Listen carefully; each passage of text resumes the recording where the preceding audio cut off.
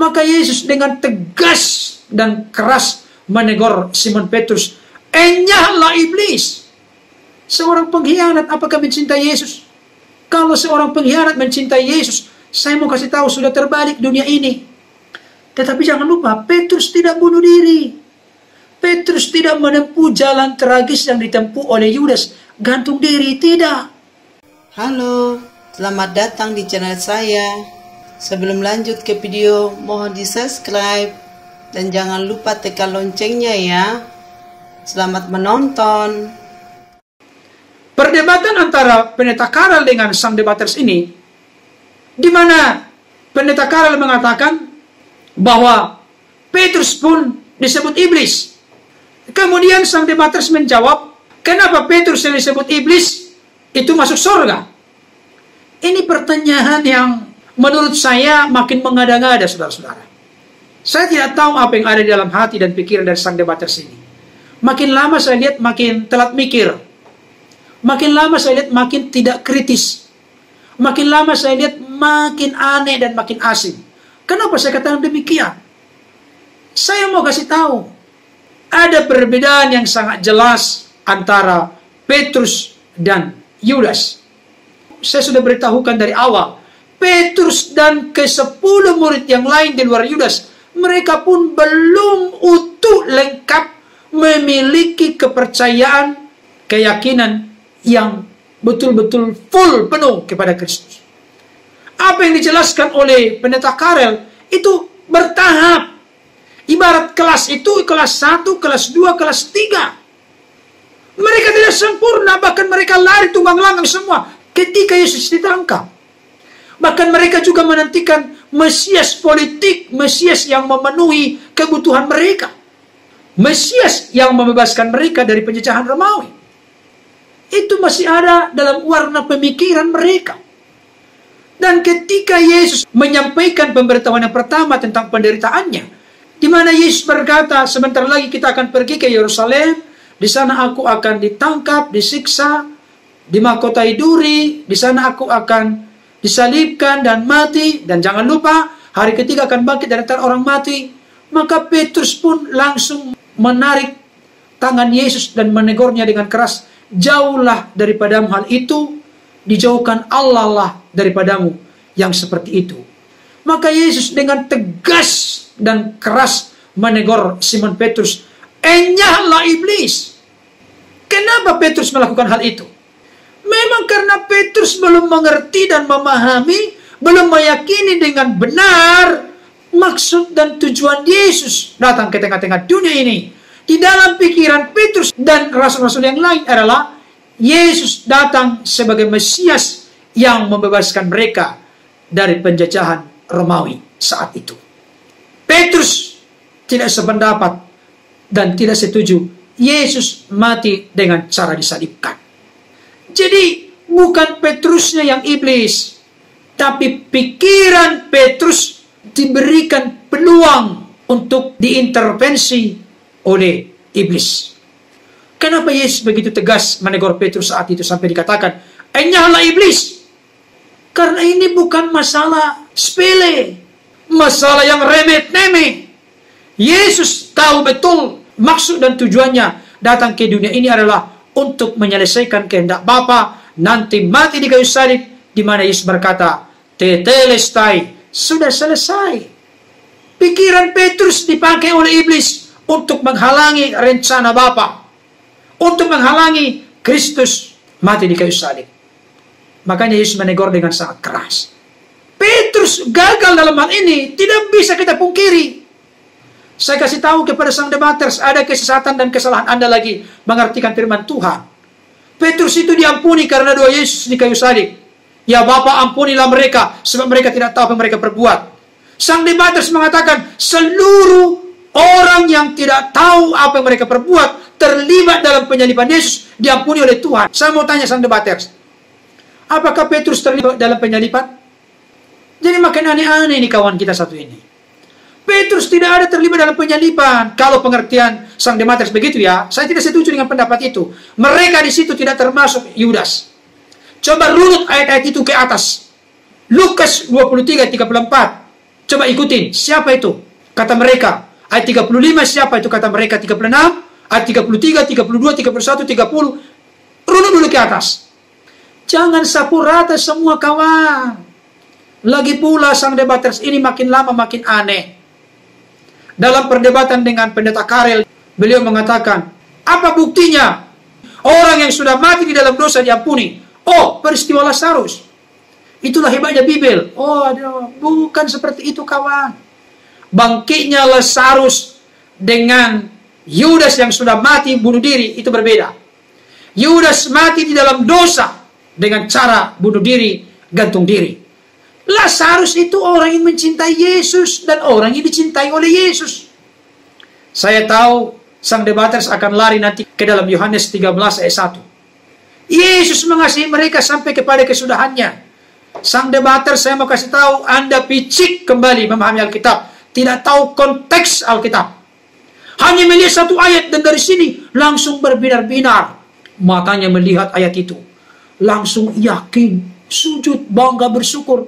Ternyata sesat dan salah. Kenapa saya katakan demikian? Memang benar Yesus mengasihi mereka. Jangankan mengasihi murid-murid, mengasihi seluruh dunia. Makanya Yesus rela mati di kayu salib, bukan hanya ke-12 murid. Pertanyaannya, benarkah sang debaters berpikir bagaikan cinta bertepuk sebelah tangan? Jadi bukan hanya Yesus yang mencintai kita, Yesus mencintai Yudas, mencintai Petrus, mencintai yang lain, tidak. Tapi apakah ada bukti dalam Alkitab berkaitan dengan sosok Yudas mencintai, mengasihi Yesus? Coba sang debaters jawab ini.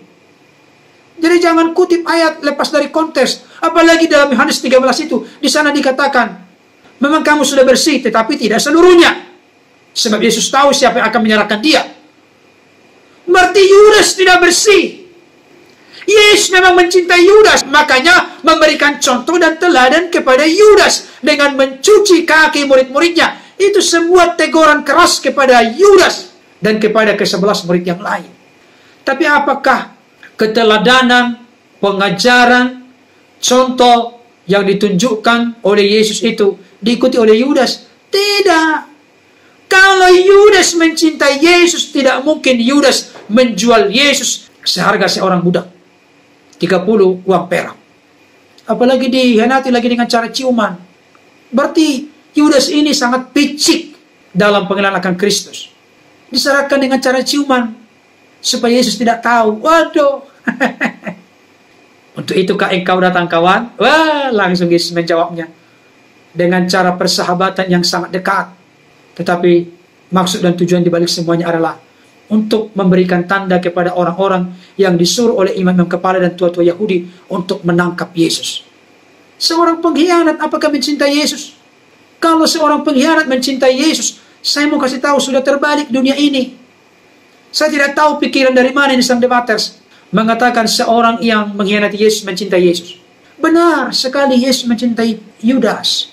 Tapi Yudas menyia-nyiakan cinta kasih Yesus kepadanya. Bahkan dibalas dengan pengkhianatan. Bukan dibalas dengan cinta atau kasih. Sang debaters, saya mau kasih tahu Anda saat ini. Tidak mungkin saudaraku bertepuk sebelah tangan. Tidak mungkin kawan. Bertepuk itu harus dua tangan.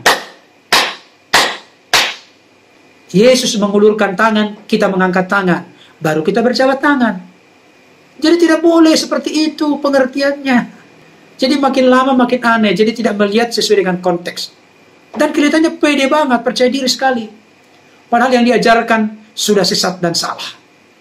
Saudara-saudara, sang debaters mengatakan bahwa dosa Petrus adalah dosa yang sangat besar. Yang tidak terampuni.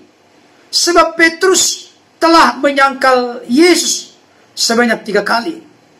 Sang debaters mendasarkan pendapatnya melalui mengutip Matius pasal 10 yang menegaskan, barang siapa menyangkal aku di hadapan manusia, maka aku akan menyangkal dia di hadapan Bapa. Menurut pemikiran, pengertian, pemahaman sang debaters, karena Petrus telah menyangkal Yesus sebanyak 3 kali, maka itu dosa besar dan dosa yang tidak bisa diampuni. Benarkah demikian? Apakah maksud Yesus mengatakan barang siapa menyangkal aku di hadapan manusia aku akan menyangkal di hadapan Bapa, seperti yang dipahami oleh sang debaters. Kalau kita melihat perlakuan Yesus kepada Petrus setelah kebangkitannya dari antara orang mati, Yesus datang menghampiri Petrus dengan berkata, Simon anak Yohanes, apakah engkau mengasihi aku? Gembalakanlah domba-dombaku. 3 kali Petrus menyangkal Yesus, maka Yesus pun 3 kali berkata, apakah engkau mengasihi aku? Gembalakanlah domba-dombaku. Saudara, pernyataan Yesus ini membuat hati Petrus sedih. Sehingga Petrus pun menjawab, ya Tuhan, engkau tahu segala sesuatu. Engkau tahu bahwa aku mengasihi engkau. Saudara-saudara, pertanyaan kita, apakah ketika Petrus menyangkal Yesus sebanyak 3 kali, tidak ada lagi pengampunan, pemulihan, pembaharuan, kesempatan, peluang kepada Petrus? Apakah tidak ada jalan bagi Petrus untuk diampuni dan diterima oleh Tuhan? Fakta dan data Alkitab menunjukkan bahwa Yesus menerima Petrus apa adanya. Yesus memulihkan kedudukan Petrus sebagai pemimpin bagi para rasul yang lain. Kenapa ini bisa terjadi? Saya mau kasih tahu kepada kita semua, terlebih khusus kepada sang debaters. Bukan doa Yesus di kayu salib yang berkata, ya Bapa, ampunilah mereka, sebab mereka tidak tahu apa yang mereka perbuat. Itu tidak termasuk doa kepada Petrus. Karena Petrus tidak pernah terlibat di dalam proses penyaliban Yesus. Sekalipun saya tidak sependapat dengan apa yang dikatakan oleh sang debaters, dengan mengatakan bahwa siapapun yang terlibat dalam penyaliban Yesus, di mana mereka tidak tahu apa mereka perbuat, semuanya diampuni. Tetapi saya mau kasih tahu, yang menjadi kegagalan paham dari sang debaters adalah ketika Petrus menyangkal Yesus 3 kali, maka tidak ada lagi peluang kesempatan bagi Petrus untuk diampuni atau diterima kembali seperti sedia kala. Saya kasih tahu, pernyataan atau pengertian pemahaman seperti itu adalah salah dan menyesatkan. Karena apa? Karena buktinya Yesus kembali menerima Petrus apa adanya. Hal itu terjadi oleh karena Simon Petrus berbeda dengan Yudas Iskariot. Yudas Iskariot setelah mengkhianati Yesus dan dia tahu bahwa imam-imam kepala tua-tua Yahudi telah menjatuhkan hukuman mati dengan cara disalib kepada Yesus, maka Yudas menyesal dan dia mengaku bersalah di hadapan para imam. Setelah itu Yudas pergi bunuh diri dengan cara gantung diri. Tetapi Petrus tidak melakukan hal itu. Setelah Petrus menyangkal Yesus 3 kali, maka dia pun pergi dengan begitu sedihnya. Dia menangis sedemikian rupa, menyesali kegagalannya. Tetapi jangan lupa, Petrus tidak bunuh diri. Petrus tidak menempuh jalan tragis yang ditempuh oleh Yudas, gantung diri, tidak. Pertanyaannya sekarang, Petrus diampuni apa tidak? Ya jelas diampuni. Petrus dipulihkan apa tidak? Ya jelas dipulihkan. Memang setelah kebangkitan pun Petrus belum mengerti dan memahami tentang makna penyaliban pengorbanan Kristus. Ke-10 murid yang lain pun belum mengerti memahami secara benar. Buktinya detik-detik Yesus akan naik ke surga, berpisah dengan murid-muridnya. Maka pertanyaan mereka sebelum Yesus naik ke surga, sebelum Yesus terangkat, Tuhan, maukah engkau pada masa kini memulihkan kerajaan Israel? Ini detik-detik mereka akan berpisah dengan Yesus. Pertanyaannya masih tetap ngotot, fokus kepada Mesias politik. Tetapi jangan lupa, sang debaters perlu ingat ini. Jangan oleh karena maksud dan tujuan untuk menggolkan, membela habis-habisan Yudas Iskariot masuk surga, maka jadi tutup mata melihat fakta Alkitab secara komprehensif, secara keseluruhan. Kenapa saya katakan demikian? Restorasi, transformasi, perubahan yang radikal terjadi dialami oleh para murid setelah mereka dengan tekun sehati kompak menanti janji Bapa, yaitu pencurahan Roh Kudus. Setelah Roh Kudus dicurahkan pada peristiwa Pentakosta, maka para murid ini berubah total. Mereka yang tadinya penakut menjadi pemberani. Seorang yang seringkali menyangkali imannya, siap mempertaruhkan nyawa dan hidupnya. Bahkan itu dicontohkan secara nyata oleh Simon Petrus. Dia ditangkap, dibelenggu tangan dan kakinya, tapi Petrus bisa tidur. Saudara, bukan hanya itu, Petrus dengan berani memberitakan Kristus yang tersalib itu. Bahkan sejarah gereja membuktikan Petrus itu disalib dengan posisi terbalik. Artinya Petrus setia sampai akhir, setia sampai mati, hidup dalam kebenaran oleh karena memberitakan Injil Kristus.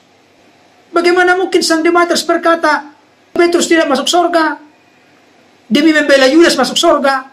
Ini sudah terbalik-terbalik, kawan. Sudah makin aneh. Terima kasih banyak sudah menonton. Jangan lupa di subscribe ya.